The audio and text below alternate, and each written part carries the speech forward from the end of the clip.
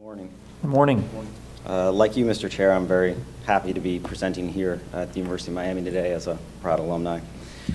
I'm also happy to talk a little bit about this landmark legislation, Senate Bill 10. It's landmark because it's quite ambitious in size and scope and very much attempts to draw and address the urgency that our community members in the coastal estuaries and northern estuaries feel we need to get going.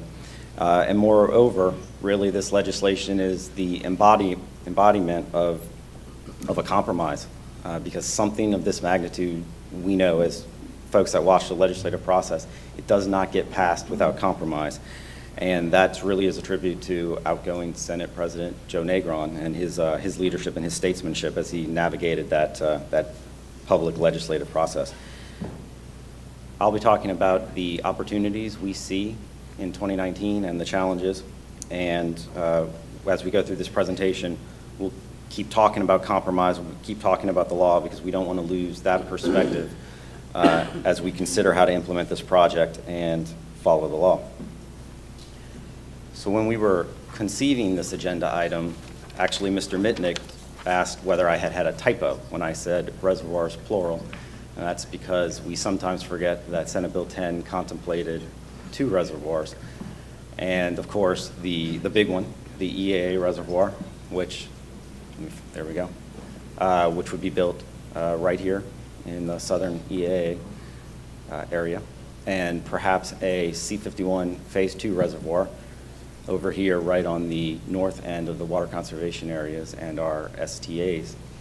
And the primary difference between these two is that the EAA reservoir is a state-federal project.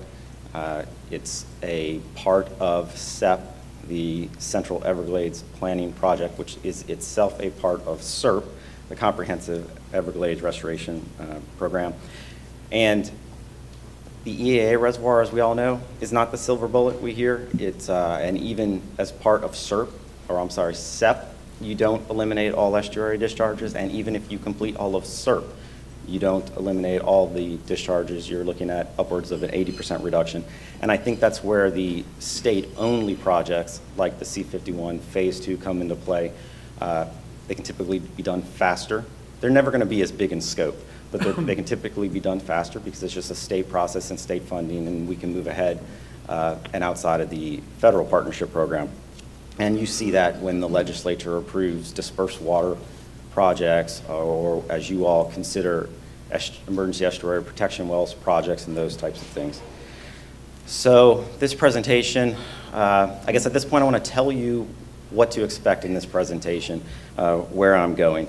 With regard to the EAA reservoir project, what staff will be outlining here is that we propose to begin site work soon.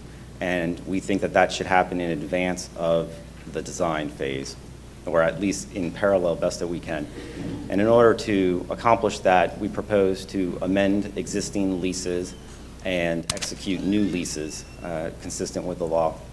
And with regard to the C-51 Phase 2 reservoir, you will hear staff proposing to request a project budget from the Florida DEP. I don't want to spend a lot of time on Phase 2 because I know everyone is here and anxious to hear about the EAA reservoir, so just one slide. The EAA reservoir is without question the priority. This is a map. This, if we were at headquarters and you saw the C-51 canal out back, if you took that due west, you would hit our L8 reservoir or flow equalization basin, and that's part of the water quality projects that the district is completing for the Restoration Strategies program. That has unique geology. It's a deep storage. Well, right next to that is a mining operation, and they have been proposing to make use of available deep storage on their site. And you've heard about the Phase 1 project before. Phase 1 is an alternative water supply project. This is a user-funded project. And that's not what this is. That's not what we're talking about here today. We're talking about Phase 2, which is conceptual, and it's been conceptual for a while.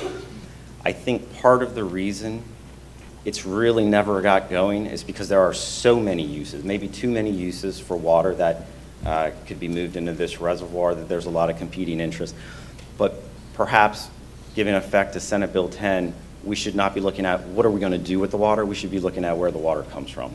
And we know we can take Lake Okeechobee water that would otherwise be discharged at high discharge events to the estuaries, and we know we can move it down the LA Canal and into a Phase 2 reservoir. The legislature has been contemplating something like this for a while. The legislature has appropriated over the last several years about $2.5 million to improve a connection, we call it the northern connection, directly from the LA Canal down through these farming ditches. So you would be doing upgrades in pumps and ditches so that you could move flow into this property and not require interaction with our flow equalization basin, which at this point is fairly important to the water management district to keep them separate. We worked with the landowner during the discharges about 2 months ago. We like to consider it a proof of concept. Can we move water? Can it hold water? And we did that for about a month, merely paying for the operation of the pumps to move water into this open area right now. So we know it can work. But one thing that we're concerned about, and I know it's a sensitive subject because it comes up, Mr. Tucker, when we talk about north of the lake, Ms. Peterson feels this way too, is when we plan projects and we don't know whether they'll be funded, we're impacting the landowners. We're interfering with how they consider what they're going to do with their land. And so we need to take a pause on this project to find out whether we can fund it, because we know we can come back to this board with a proposal and workshop at a project and lands and tell you what the cost benefit is, et cetera.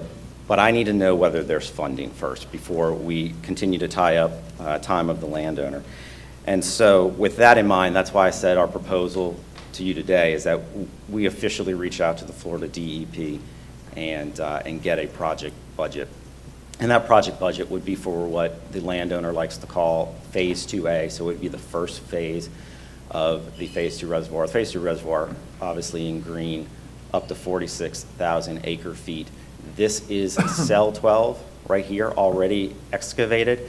So immediately 2,000 acre feet could come online, and as you see up on the screen, the remainder of the 6,100 acre feet could come up in line with, before December 2020. And I believe that timeline is mostly due just to the infrastructure improvements that you would need to bring water in. So, funding.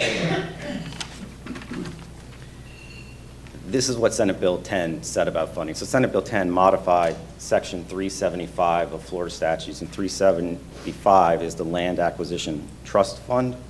And Senate Bill 10 says we're going to take $64 million a year, every year, and transfer it from that Land Acquisition Trust Fund, which is a DEP-administered trust fund, to the Everglades Trust Fund, which is a water management district-administered trust fund. And you're going to use it for the EAA reservoir. And we know that. That's the priority. But if there are any remaining funds in any fiscal year, it shall be made available for the C51 reservoir or projects, as you see up here, identified in subparagraph 1. Those are other SERP projects. And so this seems or sounds like you have $64 million sitting in an account. You do not. It doesn't work this way in reality. In reality, the DEP has to approve a project, and then they will approve sending you funding. So again, while I know there is $64 million available, and I don't think $64 million will be spent on the EAA this year, and that is because you do not build this reservoir $64 million at a time, right? To issue a construction contract, you need to have the full amount, and that's why the bill provided for state bonding of up to $800 million. And I believe this $64 million was intended to be debt service on those bonds. Well, the state hasn't bonded $800 million yet because there's no construction project yet, because there's no funding. So right now, there may be, in the DEP's mind, some available money to expedite the C51 Phase 2 reservoir. So just going back to this slide to reorient, That's, again, what we're talking about with regard to Phase 2, requesting a project budget from DEP. Now, the EA reservoir, again, right here on the map, we're talking about proposing site work, and we're talking about amending leases.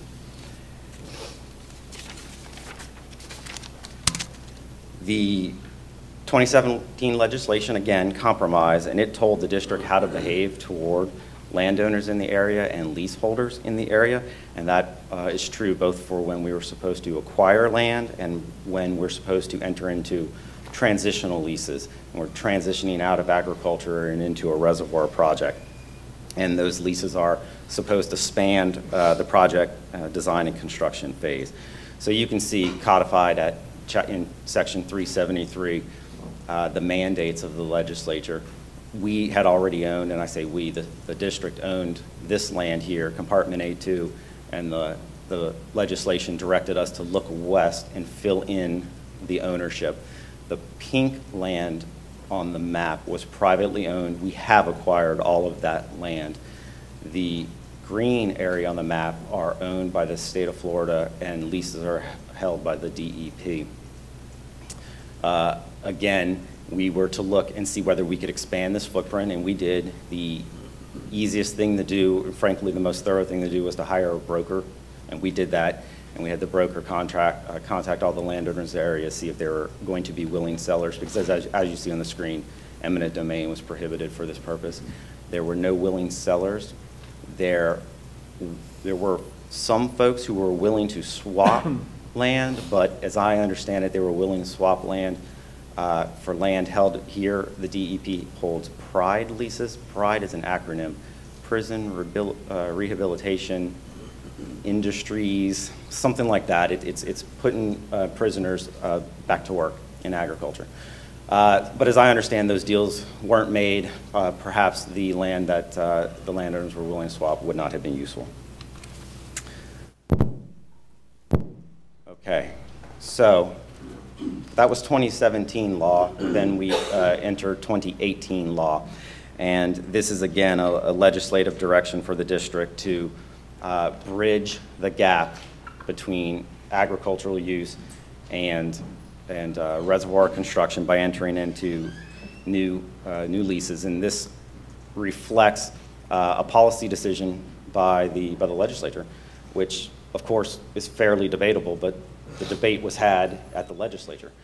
And so what I have here, and I'm gonna hit play on this, is an excerpt of the floor debate. So this was when the bill sponsor, which is Senator Bradley, he's from the Levy County area, he was sponsoring the bill, working directly with President Agron. They brought the bill to the floor of the Senate for the vote. They're going to move it out of the Senate, and this was in April 12th of 2017. I believe Senator Bradley was up there for hours taking questions and debate from other senators. At least 10 senators spoke from all around the state of Florida. And this is an exchange between Senator Bradley and Senator Lee. And Senator Lee represents the Hillsborough-Polk County area.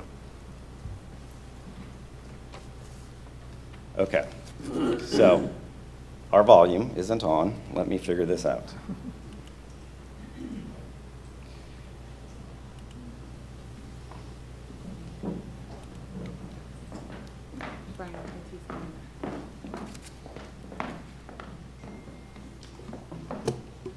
Lawyers are usually not great tech guys.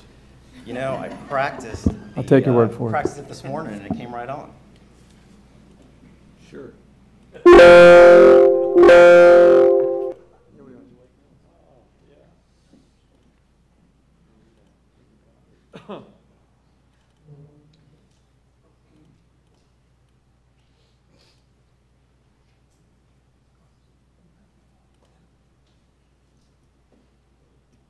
Anybody need water down there?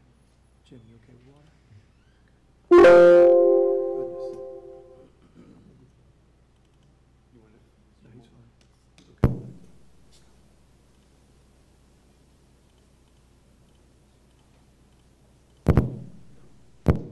All right, we're going to give this a go.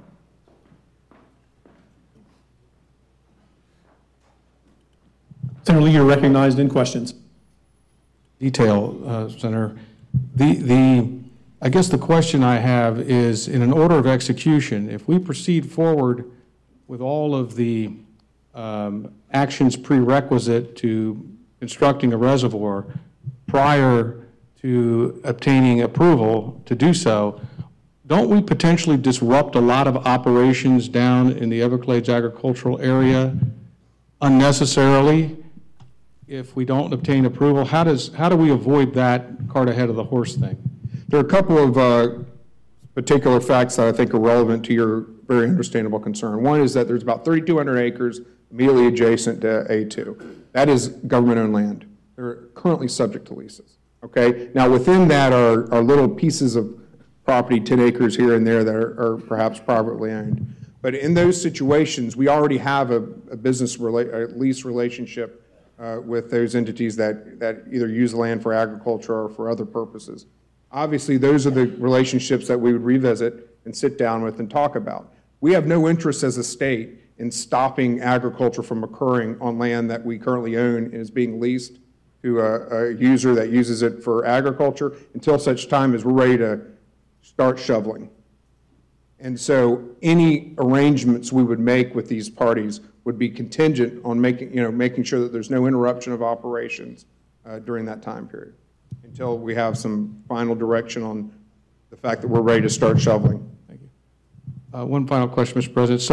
So that makes a lot of sense because we're cash flowing that property and why lose the income? Well, so in other words, as you work through the conversation about those leases, what needs to be acquired and assembled in order to achieve the desired results under this bill, as you're working through all of that, should at some point we not gain approval from Congress, those negotiations with those landowners currently or those leaseholders currently working on state-owned lands would essentially be terminated and they would continue to be allowed to operate. The idea is to have as little disruption. I mean, this is part and parcel of our larger goal, which is to have as little disruption as possible on productive farmland. Included in that goal is the idea that we don't want to stop land that is leased, that is has agricultural interests that are farming it until the last possible minute to keep it as productive as long as possible. Okay. So there were policy reasons debated by the legislature as to why to introduce legislation, law that the district's supposed to follow to make sure that this land doesn't go follow and that we take it down on a field-by-field basis. I absolutely concede that that policy determination is subject of fair debate, but it was had. And now we're talking, what does the district have to do? And I will add that aside from making a policy decision, it's actually good practice to keep the ag operations on there until we're ready to construct. And this picture up in the top right illustrates land that is going back to its natural state. And natural state is wonderful if what you're trying to do is return land to its natural state. But that's not what we're doing here. This is a sophisticated and expensive, over $1 billion water infrastructure project. And we do not need the hassles associated with new jurisdictional determinations, species issues. You're seeing that on the C-43 right now. And these are all impediments to expeditious construction of the reservoir, and that's what we understand the law requires, expeditious construction. We also have experience when we take land down for water quality projects. We were building the STA 1 West, that's also in Palm Beach County, and we were working with the landowner to take it down on a field-by-field basis, and it works out for all of us. It relieves us of a burden of maintaining water management on the property so that we don't flood neighbors. Senator Lee. Okay, so I told you how the law directs the district to behave. Now I get to tell you what your staff wants to do. We want to get going, right? We have an outgoing governor who famously repeated, it's time to get to work. And we have an incoming governor who has said he wants to turn dirt on this and move water the first day on the job. And if we're going to do that, the first 90 days, the next 90 days are crucial 90 days. Your staff is proposing to run the design and Army Corps federal process planning on a parallel track with preliminary site work. You can't get too far ahead with site work because you don't know what you're designing yet or what you've designed, but there's certain obvious things we know we can do immediately. Let me talk about first the planning design phase with our federal partners. WRDA, right, President Trump 2 weeks ago signed into law the Water Resource Development Act of 2018. This is what authorized the project. The congressional authorization directed the Army Corps to go back within the next 90 days and address several outstanding questions that the Assistant Secretary of the Army had when the Assistant Secretary approved the project. As I understand it, the two big ones would pertain to dam safety and water quality cost share. So as I'm told by Mr. Mitnick repeatedly, dam safety, that's just an engineering problem. You can engineer, design, and construct a safe reservoir. So I'm sure that that can be worked out quickly. The water quality cost share is interesting because it's the type of concern that comes, or that, well, it should come up outside of Florida and not necessarily in SERP, because the Army Corps policy is that if an infrastructure project that they're partnering with a local sponsor, if that project has a water quality component to improve water quality to meet state water quality standards, well, the Army Corps should not pay for that. And that makes perfect sense. But that is not the case in SERP, because the congressional authorization for SERP said you can absolutely pay for that if the water is essential for Everglades restoration. And I know there are a lot of people on a lot of sides of this issue. I think the one common ground between all of us is that this is the water that is essential for Everglades restoration. So once the Army Corps gets through its process, and we're confident we're going to come out on the other side where they're willing to cost share this project, we can then begin negotiating a PPA, so an acronym. I forget what one of the P's is, but it's a partnership agreement, right? And so this is the agreement where we decide who does what. We decide who's designing what part of the project, who's building. And this has to be a project that the Army Corps takes an active role because, as I mentioned earlier, the state has authorized a bond up to $800 million. You do not get the full project for $800 million. And the Army Corps, in their federal relationship with us, they don't cut you a check. So they don't give you the extra $800 million and then the state designs. They do work, and they credit that work against ours. So there has to be an Army Corps participation, and we need to decide who does what at the PPA stage, which necessarily follows this 90-day report. So 90 days puts you pretty much at the beginning of February. So I expect that staff will come back in the February board meeting and tell you where we are and what we are doing to design this project. Now, in the meantime, we know when you go to build an embankment, you need a lot of rock. You need a lot of fill. Well, we have rock and fill right now in our A1 flow equalization basin, FEB site. And I can't say for sure, but that might be what you see here on the map. And so we need to move that rock over to our future project site. And we need to prepare that site to receive rock and to, obviously that's not enough rock, so prepare that site for quarrying of additional rock. So what we are proposing to do immediately is to work with some of Joel's people to see what we can do internally and work within our existing contracting mechanisms, which allows your staff to contract up to $500,000 to start moving rock before we come back to the board, and we're looking at doing that immediately. And then when we get a better sense for the magnitude of construction and those contracts, we can come back to the board in February 2019 and seek approval for major earth moving contracts.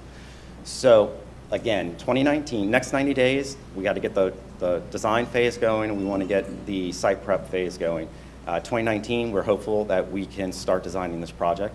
We're going to have to do site investigations to support design, geotechnical work, environmental studies, cultural resource, that type of thing, and perhaps additional quarrying. So I told you what we want to do, and I told you what the law prescribes that we do. So this is how you marry those two things. This is what we're talking about with a transitional lease. Let me walk you through this map. So this is the footprint, and right now the blue land is land that the district owns and that is under some sort of lease. There are multiple leases in this area. The brown is the land that the state of Florida owns and the DEP holds leases. So we are contemplating, we are proposing that we will take out of the existing leases immediately, take out 560 acres, which is pretty much this area right here. And this is not a coincidence, and I'll tell you why in a second. So 560 acres right here, take them out of the lease, so we have to amend existing leases to exclude this land. And once we do that, we can start bringing rock over. This land is not a coincidence because this is pretty much in the center of the project. And I know it's not the overall center, but it's in the center relative to the stormwater treatment area. That'll be to the west, and the reservoir, that'll be to the east. So when we figure out through the PPA process with the Corps of who's doing what, we'll already have rock nearby if we end up doing something on the east side of the property or something on the west side of the property. Okay, so we're proposing that we amend existing leases to carve out the 560 acres for site work, and then wrap up all of the other leases into new agreements that dovetail with what we propose to do expeditiously. So we are proposing 8-year lease, well, a single lease, excuse me, a single lease for an 8-year term. Now, 8 years is not random. 8 years is what we think your staff believes is an optimistic but reasonable construction schedule. Now, if, however, our wildest dreams are realized and we can start constructing this reservoir, which means a full design and a full federal partner, because again, you cannot construct this reservoir on your $800 million. You can't buy half of a reservoir. So if the most optimistic things happen, then within 2 years, we can get out of the entire lease. We can take land down as soon as we issue a construction contract, which is in 20 months, 4 months notice, that's your 2 years. 2 years is also not random, I'll tell you that in a second. So 8-year lease, taking down when we have construction contracts. Of course, after 20 months, we can provide 4 months notice and we can be out of this lease in 2 years. The reason why we picked 20 months was because in your most optimistic but reasonable path forward on design, it's going to take 2 years to design this project. And that's assuming that we work it out with our federal partners immediately. Also, while this lease is in effect, we will expect to receive about $1 million in annual revenue. And tentatively, we know we would be restricted on what we could spend that money on, but we're excited because what we can spend that money on is exotics control in the wildlife refuge. So I told you about our opportunities, and now I'm going to tell you about our challenges. And these are not, all challenges are not created equal. I mean, they range from speed bumps to brick walls. So I'm going to walk you through those. Well, our first challenge are those DEP leases I pointed out. So in June 2017, consistent with the law, the executive director of this agency asked DEP to amend or terminate those leases. It hasn't happened yet. I'm not criticizing because, frankly, that we get to go first and amend and rework our leases is a roadmap for them. And so I'm hopeful that they can take our roadmap and get to amending their leases. Okay, this as a lawyer, I don't know whether to laugh or cry on this one. This is a lawsuit in Tallahassee, Florida Wildlife Federation v. Senator Negron and other state agencies. You've heard about this before from me. This is the lawsuit over use of the Land Acquisition Trust Fund. So you'll recall several slides ago, I said that Senate Bill 10 said we're going to take $64 million a year out of the Land Acquisition Trust Fund and use it toward reservoir bonding, most likely. So this lawsuit involves the environmental agencies suing the state over how the state is using that trust fund. And the state is doing some things that, again, reasonable people can disagree with or find objectionable, paying salaries, that type of thing. There are a lot of people who believe when they voted for that constitutional amendment in 2014 that the Land Acquisition Trust Fund was supposed to be used for acquiring land or improving land, like restoration projects. But if you pay the salary of a lawyer out of that trust fund, you're opening yourself to criticism, and that's what has happened. So the environmentalists received a favorable ruling in June. So the circuit court judge in Tallahassee ruled that the Land Acquisition Trust Fund can only be used for acquisition of new land after 2015, and it only can be used for improvement of that land acquired after 2015. That kills this reservoir, because that land that we're going to construct this reservoir on was acquired many decades ago. So it's not in effect today, because while it was a favorable ruling for the environmentalists, when the state appealed that ruling, there's an automatic stay. So this will be heard by the appellate courts, and we'll get it sorted out. Now, I will mention that the environmental organizations are opposing that automatic stay, moving to vacate that automatic stay. So it is possible that what I had told you originally, which is this is next year's problem, could be next month's problem if the court decides that there will not be an automatic stay. That falls under the category of brick walls. Okay, hold this thought. I told you about the 90-day report, and the 90-day report is a precursor to a PPA, a partnership agreement. Again, the who does what. Well, you bridge the gap between the 90-day report and the PPA by entering into a pre-partnership credit agreement, a PPCA. And what a PPCA would do is preserve the district's ability to get cost credit for any site work that it does. So when I say we're looking at maybe $500,000 immediately, and then I'll come back to the board for additional work, whether it's $1 million or $10 million next year, you will be at risk that you will not get cost crediting for that if we cannot get a PPCA negotiated with the Corps. You have to put this in the, I hope, you put this in the column of a speed bump, because what's $1 million or so when they're already $1 billion behind in cost crediting? You expect this, right? We know that when you get an authorization to proceed, it's only half of it. It's approving a project.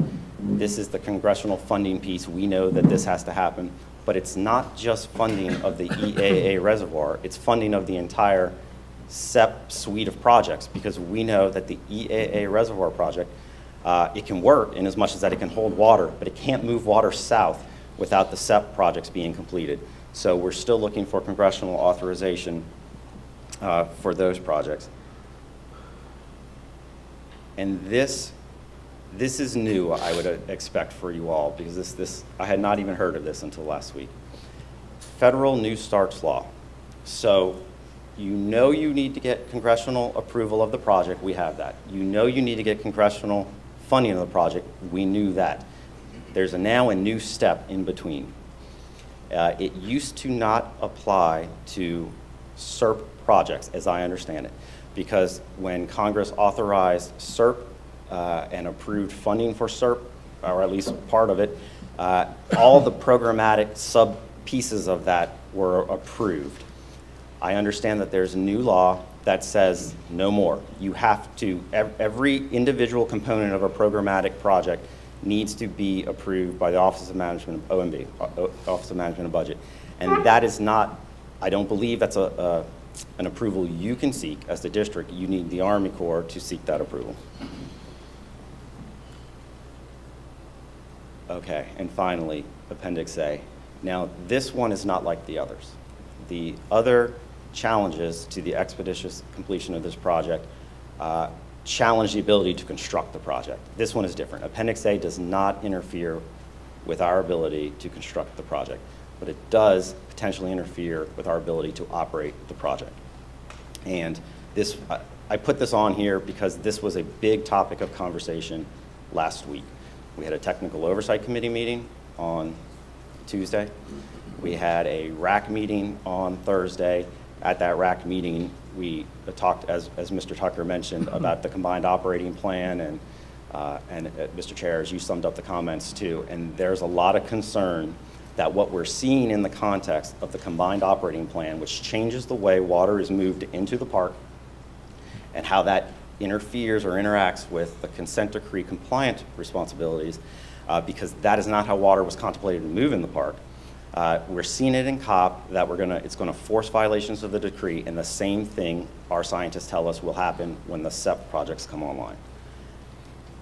I did throw some slides in here to go over that in more detail, but I'm going to skip it because Mr. Tucker issued a good report, and I know we have an attorney-client session later, and I can explain how these concerns will interfere with our ability to settle the case, and we're negotiating with the Department of Justice, so we'll skip these.